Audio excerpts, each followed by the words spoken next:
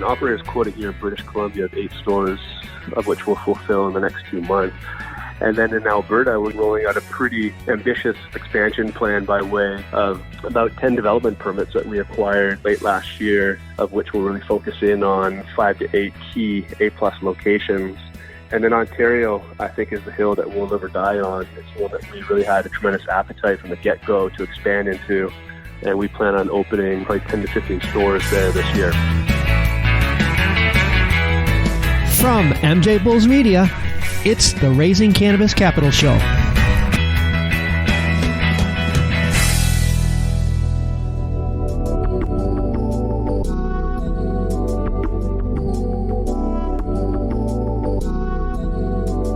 Today in Raising Cannabis Capital, we are continuing this month's Cannabis Dispensary Spotlight Series with Harrison Stoker from Hobo Cannabis Company. Harrison, welcome to the show. Hi, thanks for having me. Well, exciting, and we're glad you're able to take some time out of your day-to-day to talk to us about Hobo Dispensaries. You're a Canadian chain, so we're very anxious to learn what it's like to run dispensaries in Canada. I guess to get things started, maybe you can just tell us how you got started. Yeah, well, it's funny you started with chain. We've always really shied away from that word, despite being in business for 20 years by way of hospitality businesses, and that's public houses, cocktail clubs, barbershops, cafes, restaurants. And we've always taken a pretty unique approach to building our brands and business verticals, and that's a sense of independence. And so out of the 14, 15 pubs that we've got, there's no two that are named the same. And so that's why I say we've always shied away from the idea of chain that really fit our corporate culture, because we never really used the word corporate either. Yeah. That was until we started a men's barbershop brand called Barber & Co. And it's now got 7 locations. And so we got a lot of exposure to the idea of a chain or a multi-door. But 20 years experience in hospitality certainly sets you up for success as it relates to service and human interaction, which was a pretty natural fit for moving into cannabis retail. On top of that, because at a provincial level, after mandated by the federal government, every province was allowed to figure out their distribution method. Most provinces opted to do it through their current liquor distribution channels, and regulators were the same style of regulators as well that had handled liquor. Okay. If you were to kind of distill down our group's core competency, it's Donnelly Group. We are really good at lining leases and licenses, which is effectively the first hurdle in getting into cannabis retail.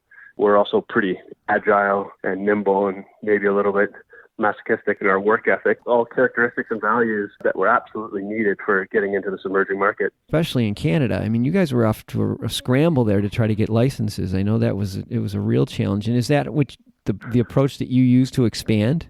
Yeah, well, I mean, obviously we were really familiar with the regulators and the negotiations, navigating the water of licensing by virtue of liquor licensing. But we learned a few hard lessons. The first lesson was we're all new to this in Canada.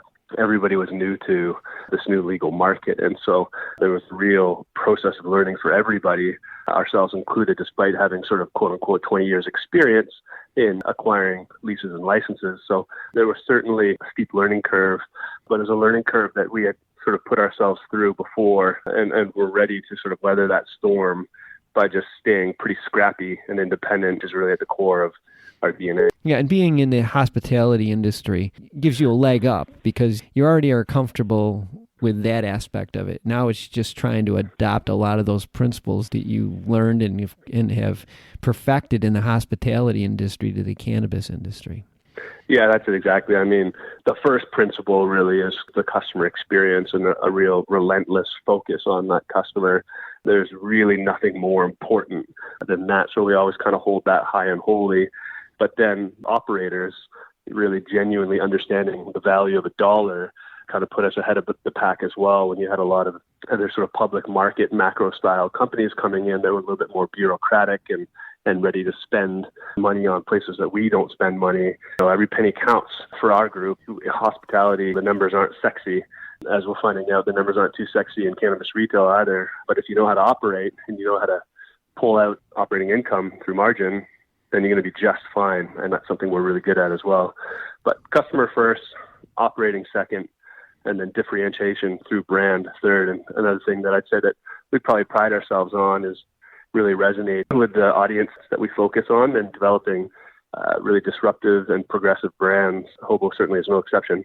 Yeah, and when you move into a new market, are you doing that as your company, or are you doing it as a partnership with other companies that already have licenses, or some combination of the two?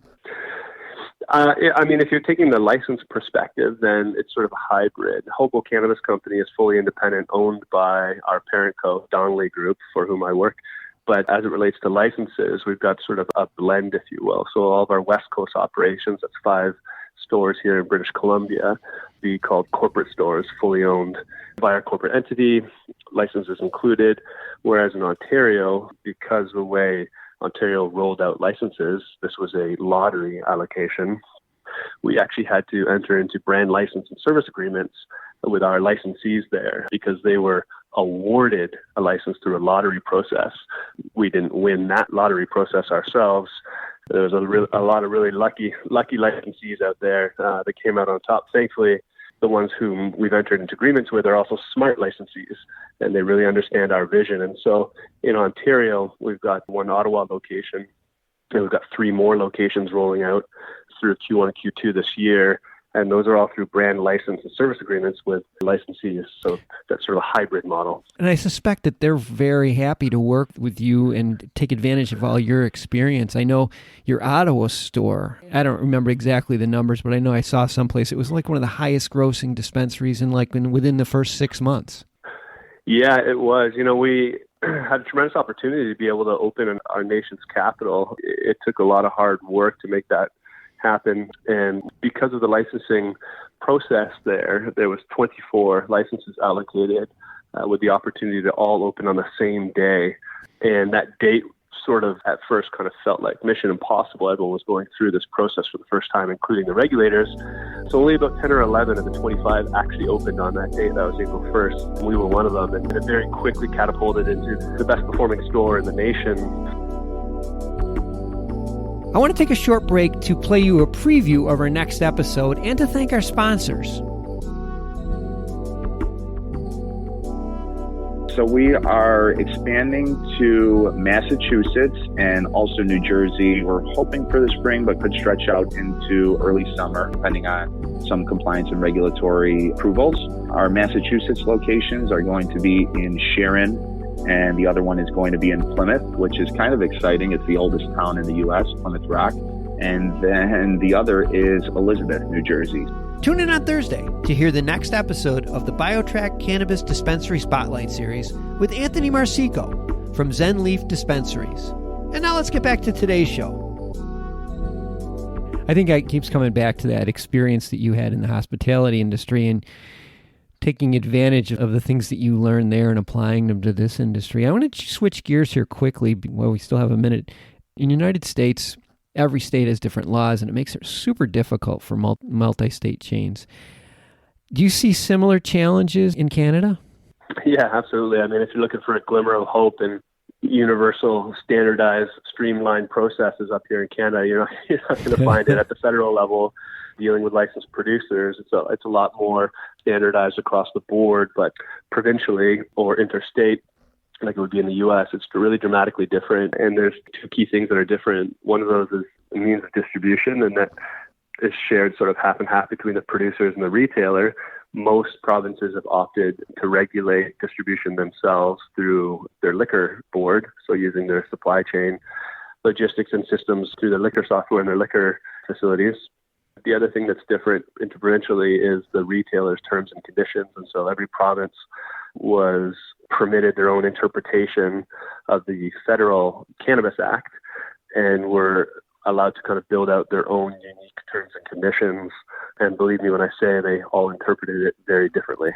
We're now operating in 3 provinces, so we've got some pretty detailed idea of how different those interpretations are. Mm-hmm. And so it's been a pretty fun roller coaster ride trying to get creative around all of these constraints.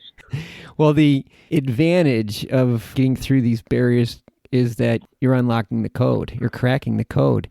And it'll make it, well, I mean, it's not easy. And if you do it and other people don't, it gives you an advantage. And speaking of an advantage, what are your plans for expansion this year? Lots.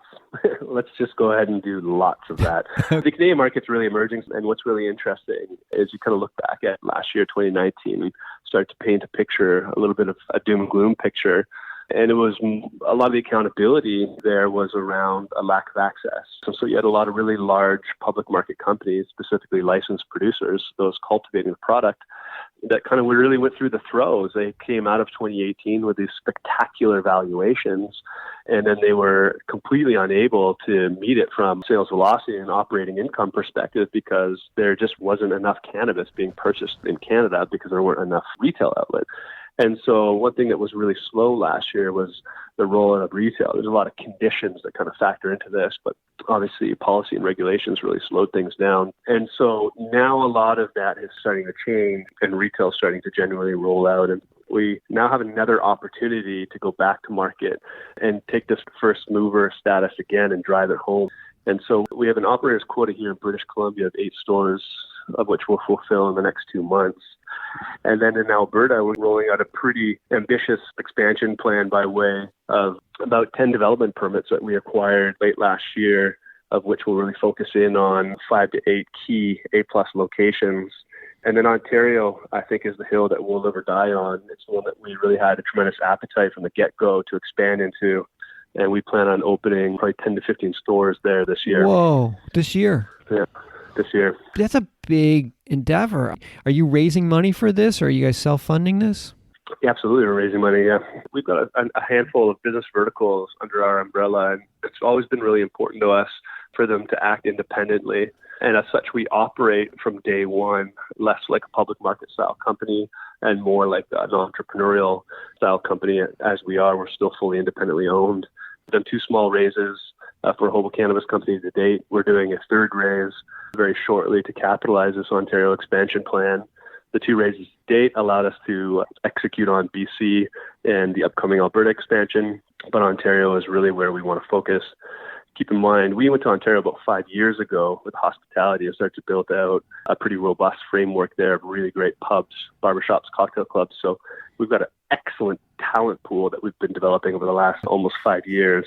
They're just sort of foaming at the mouth, ready to go because the skill set is highly transferable from hospitality to retail. And you have boots on the ground. You already have infrastructure in these markets, which is boots on the ground. Take it from me, that is very difficult to put in place. It doesn't happen overnight. We could talk forever. We will have all of Harrison's and Hobo's information in the show notes and also on the MJBulls website. So if anybody wants additional information or to reach out to them about possible investments, you can get all that information right there. Harrison, this is really exciting stuff. You're killing it up there. Good for you.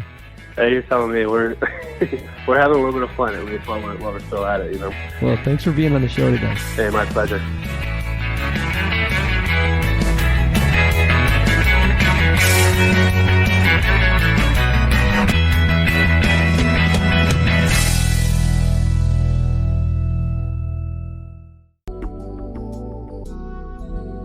Today's show was made possible by the generous support of our sponsors, like Alt36, the country's premier blockchain payment processing platform that's providing dispensaries and its customers with a safe and secure payment option other than cash.